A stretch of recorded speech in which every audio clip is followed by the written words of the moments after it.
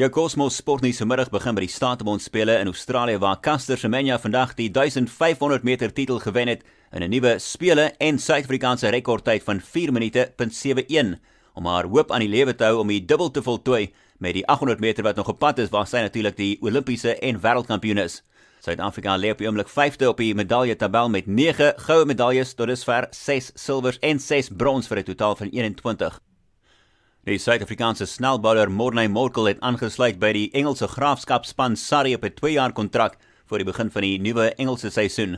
Morkel het natuurlik die maand uitgetree uit internasionale cricket en hy sal nou uitsluitlik beskikbaar wees om te speel vir Surrey in alle forme van die sport as 'n Kolpak geregistreerde speler. En Australië se snelbouler Pat Cummins is vandag onttrek uit die Indiese Premier League as gevolg van 'n rugbesering. Dit beteken sy deelname aan Australië se eendagtoer na Engeland toe is twyfelagtig. Cummins het beïndruk tydens die onlangse toer van Suid-Afrika waar hy 22 paaltjies geneem het, ten spyte daarvan dat die Aussies die toetsreeks verloor het met 3-1.